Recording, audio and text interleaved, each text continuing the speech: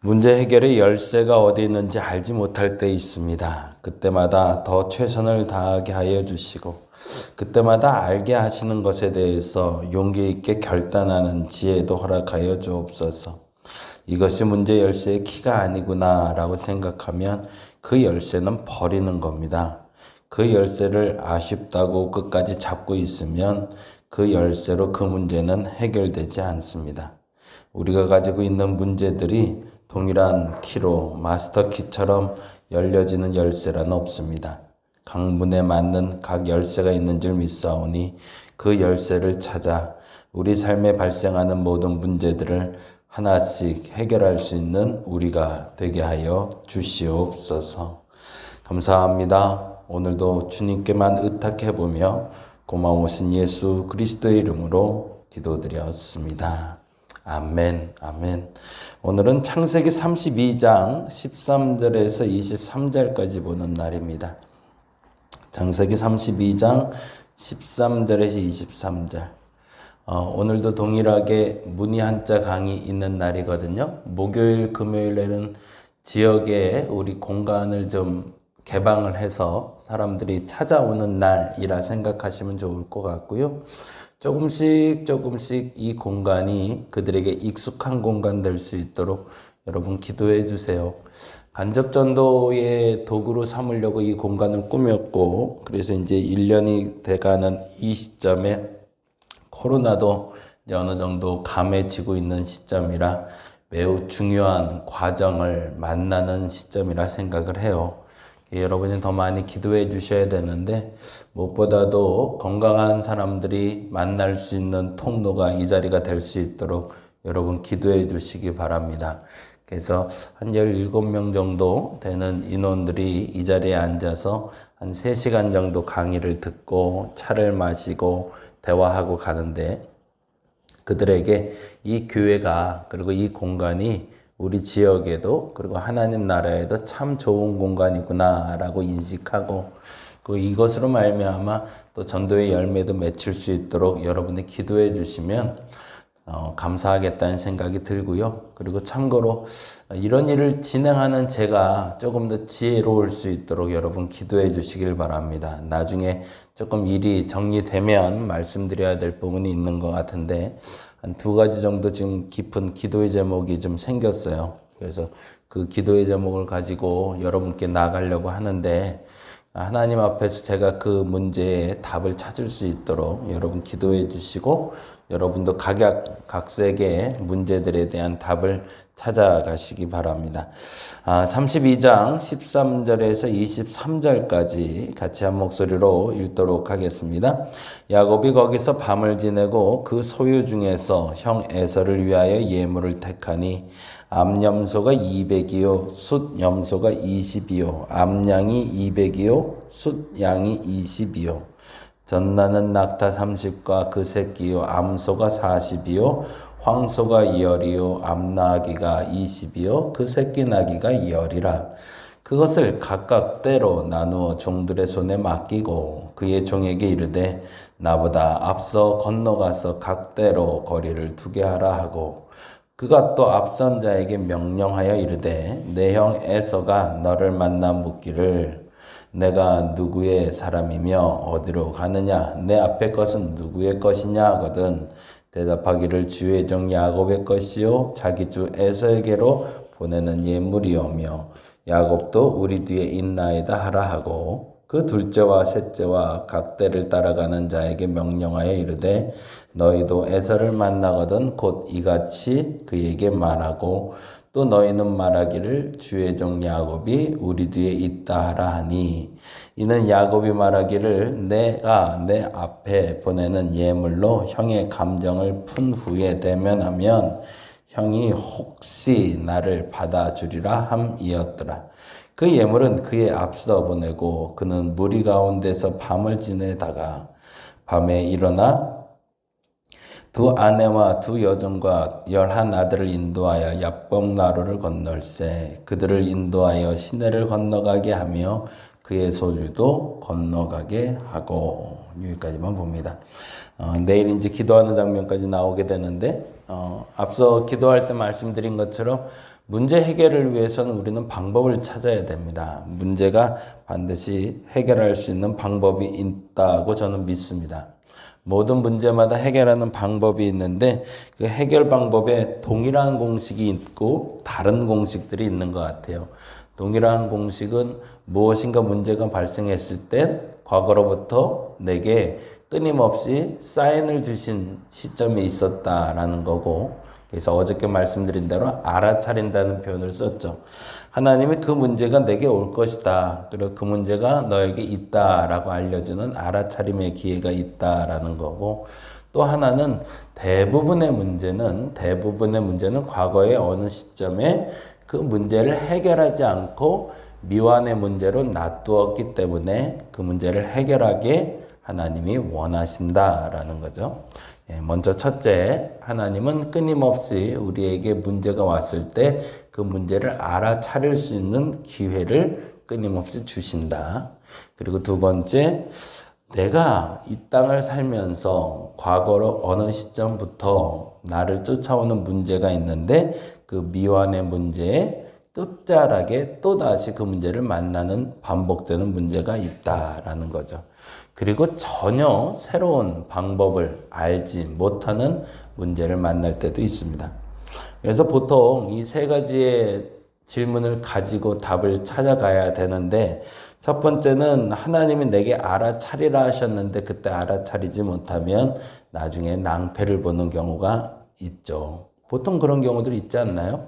아이들하고 관계에서도 그렇잖아요. 그리고 부부 관계에서도 나 힘들어 라고 누가 얘기하는데 귓등으로도 안 두고 있다가 지금 뭐가 힘들어? 라고 툴툴대다가 어느 시점에 대하고 그 사람의 화가 쌓여서 분노하기 시작해서 폭발했는데 그때서야 그때 얘기 좀 들어줄 걸 이라고 얘기하는 것처럼, 그렇죠?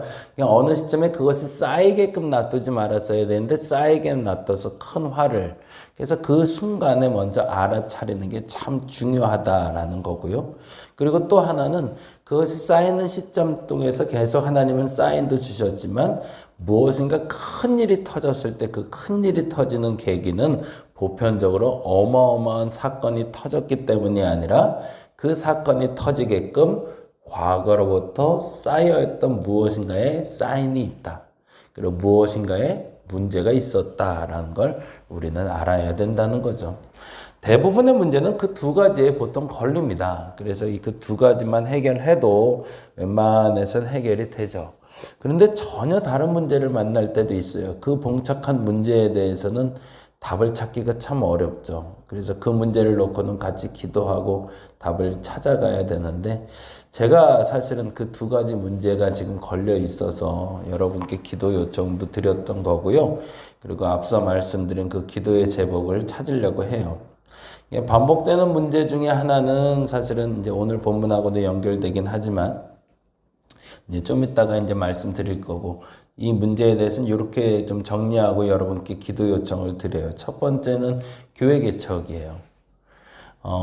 저희 건물 바로 옆에 요즘 이제 계속 공사 중인데 정말 창문 열면 바로 옆에 건물, 그 옆에 건물에 또 하나의 교회가 들어온대요. 그래서 6월부터 지금 공사가 시작됐고요.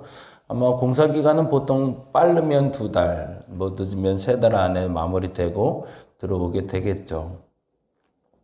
아니, 어떻게 건물 하나 놔두고 그것도 정말 손만 뻗으면 닿을 만한 곳에 또 하나의 교회가 들어오나.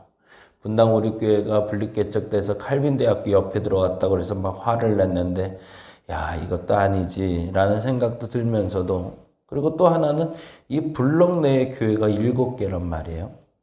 무슨 교회 백화점도 아니고 이게 뭔가 싶기도 하고.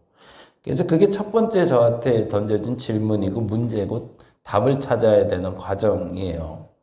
근데 소급해서 찾아보면 사실은 저 역시도 이 자리에 들어왔을 때 이미 교회가 한 3개, 건물이 있는 교회만 3개가 있었던 형국이라 사실은 그 부분에 대해서는 나도 감안하고 가야 되지 않을까라는 생각은 하고 있는 거죠. 그게 이제 아까 말씀드렸던 알아차림의 문제에서 제가 미처 놓치고 간 게 뭔가를 지금 질문하고 있는 과정입니다. 그리고 그 교회가 들어왔을 때 나는 어떻게 반응할지 그것을 놓고 지금 기도하고 있고요. 또 하나는 요번에 우리 그 김정석 목사님 찬양 집회 준비하고 커피 놀이터하고 그리고 메이크업 강좌 준비하면서 현수막을 붙였는데 그간 5월 동안 한 달 동안 꾸준히 현수막을 많이 붙여서 사람들에게 연락이 좀 왔어요. 그래서 뭐 정동답사도 간다, 뭐 한다, 뭐 그러니까 연락 와서 갈 수 있어요 물어보는 분도 있고 그리고 등록하시는 분들도 있고 함께 갔다 온 분들도 있고 그랬어요. 근데 요번에 현수막 붙이면서 연락이 왔는데 조금 마음에 걱정이 돼요. 대화법의 문제일 수도 있고요. 그리고 제 오해일 수도 있는데 문자 내용만으로는 저에겐 좀 근심이 되는. 그래서 이거는 설교 시간에 말하기는 좀 그래서 여러분께 기도 제목으로 맡기는데 전혀 제가 경험하지 못했던 새로운 경험의 시작이라 이럴 때는 어떻게 대처해야 되나. 그러니까 조금 쉽게 그냥 풀어서만 잠깐 말씀을 드리면 그냥 부정적인 언어를 쓰는 문자가 왔어요. 그래서 그 부정적인 언어를 쓰는 문자가 저에게 와서 마음을 좀 불편하게 하는데 어떻게 대응해야 될지 몰라 그냥 답하지 않고 기다리고 있는 상태거든요. 그래서 이 부분도 어떻게 해결해야 될지 여러분 같이 좀 기도해 주셨으면 좋겠습니다. 그래서 두 가지 문제를 놓고 기도하는데 때마침 오늘 본문을 만나게 됐어요. 그래서 오늘 본문 얘기가 이렇게 진행되고 있음을 알게 됐습니다. 그 시작은 이렇게 되어 있거든요. 13절인데요. 같이 한번 볼까요? 13절 야곱이 거기서 밤을 지내고 그 소유 중에 형 에서를 위하여 예물을 택하니 거기서 밤을 지내고 줄을 좀 쳐놓으시죠. 무슨 말일까요? 야곱이 답답하고 두려워요. 그게 7절에 나오잖아요. 야곱이 심히 두렵고 답답하여 라고. 그게 무슨 일이 벌어지고 있죠? 에서가 야곱을 잡으러 온다라고 야곱은 생각한 거죠. 그리고 나서 밤새 고민했다는 얘기입니다. 13절에 보니 거기서 밤을 지내고 라는 얘기. 그리고 나서 그 밤새 고민한 결과로 나온 게 뭐였죠? 14절이죠. 암염소가 200이요 숫염소가 20. 암양이 200이요 숫양이 20. 젖나는 낙타 30과 그 새끼, 암소와 40이요 황소가 10이요 암나귀가 20이요 그 새끼 나귀가 10이라. 도합 합하면 530마리 정도가 돼요. 이 짐승들을 분리한 이유가 뭐죠? 16절에 보니 이렇게 되어 있죠. 그것을 각각 때로 나누어 종들의 손에 맡기고 그의 종에게 이르되 나보다 앞서 건너가서 각대의 거리를 두게 하라. 왜? 20절 때문이죠. 20절 읽어볼까요? 또 너희는 말하기를 주의 종 야곱이 우리 뒤에 있다 하라 하니 이는 야곱이 말하기를 이것 때문이죠. 내가 내 앞에 보내는 예물로 형의 감정을 푼 후에 거기다 줄쳐놓을게요.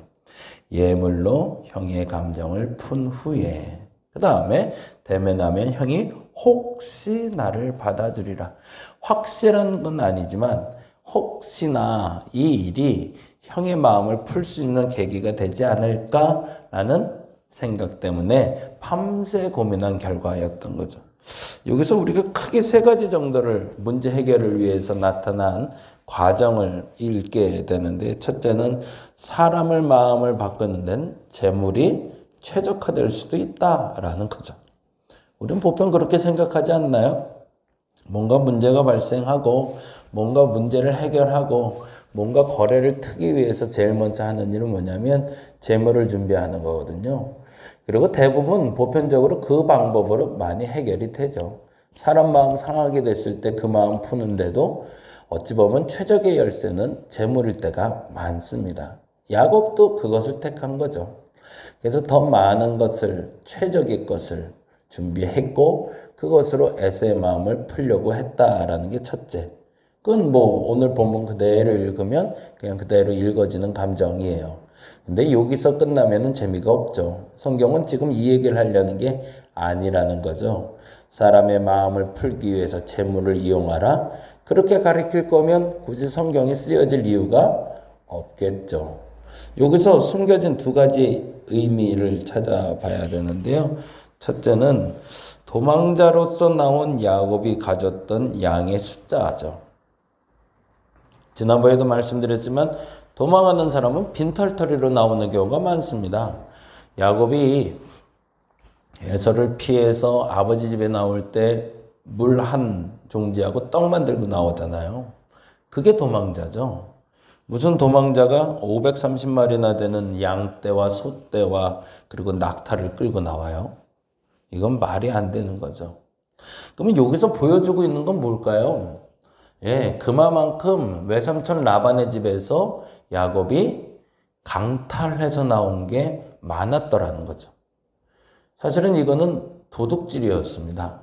여러분도 잘 성경 읽어서 알지만 야곱이 처음에 라반의 집에서 가지고 나올 때 라반에게는 약한 것을 남기고 본인은 강한 것 들고 나왔거든요.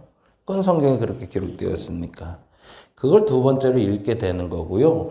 그리고 세 번째는 너무 중요한 건데요. 그렇게 가져 나온 도둑질한 물건은 아무 의미가 없더라는 거죠. 결국엔 어떻게 되는 거예요? 그 재물이 다 에서의 손으로 넘어가게 되는 거죠. 과연 야곱이 에서에게 이 예물을 준비하며 530마리는 약한 걸 준비했을까요? 강한 걸 준비했을까요? 조금 더 쉽게 좋은 것을 준비했을까요? 나쁜 걸 준비했을까요? 그렇죠. 가장 좋은 것으로만 뽑았겠죠.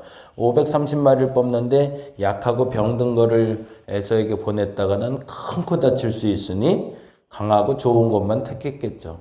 근데 그 택할 때 야곱의 마음이 어땠을까요? 마음이 찢어지는 것 같은 거죠. 왜? 예물이라고 표현은 하고 있지만 내가 이걸 어떻게 뺏어온 건데, 어떻게 가져온 건데 라는 생각이 드는 거죠. 그러면 거꾸로 이렇게 해석할 수 있는 거죠. 사람의 마음을 바꾸는 건 재물이라고 착각하지 말라는 거죠. 그것으로 사람 마음 바꿀 수 없다는 것. 그리고 또 하나는 네가 그렇게 해서 가져온 것들은 도로 다 빼앗길 수 있음을 알아라 라고 우리에게 알려주는 거죠. 오늘 이 질문에 답할 수 있는 오늘 한 날 되었으면 좋겠습니다. 사람 마음은 재물로 바꿀 수 있는 게 아닙니다.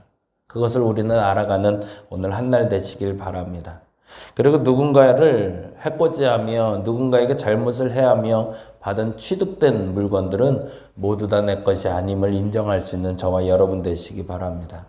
그게 그리스도인입니다. 야곱은 그걸 배워가고 있죠. 그렇게 얻어진 재물은 내 것이 아니다. 그리고 그것은 내 손을 떠날 수밖에 없음을 알아. 진짜 나의 재물을 쌓고 그 재물로 누리고 나눌 수 있는 저와 여러분 되시기를 간절히 바랍니다. 기도하겠습니다. 580마리나 되면 뭐합니까? 야반도주하면서 열심히 챙겨놨고 나온 모든 짐승들을 지금 야곱은 가장 좋은 것만 선별하여 에서에게 보내고 있습니다. 다 자기 손을 떠나는 겁니다. 잘못 취득된 물건들은 잘못 취득된 방식대로 내 손을 떠나게 됩니다. 바르게 취득된 것들만 내 손에 남게 됨을 인정하게 하여 주시옵소서. 무엇보다 사람의 마음을 바꾸는 건 재물이 아님을 알게 하여 주옵소서. 재물로 사람의 마음을 바꾸지 못하고 결국에 사람의 마음은 하나님이 움직이셔야 됨을 알아. 그 마음으로 오늘도 기도의 자리로 나가게 하시고 그 기도를 놓치지 않게 하여 주옵소서. 우리에게 닥쳐오는 모든 문제에 대해서 해결할 수 있는 지혜를 허락하여 주옵소서. 작은 문제부터 큰 문제까지 이 모든 문제에 대한 정확한 대처 방법을 알아 건강한 내일을 여는 우리 되게 하여 주시옵소서. 부족한 종에게 나타난 두 가지의 질문에 답을 찾을 수 있는 한 주가 되게 하여 주시고 그 답이 찾아서 하나님 앞에 온전하게 그 시간을 살아내게 하여 주시옵소서. 감사합니다. 고마우신 예수님 이름으로 기도드렸습니다. 다 같이 기도하고 들어갑니다.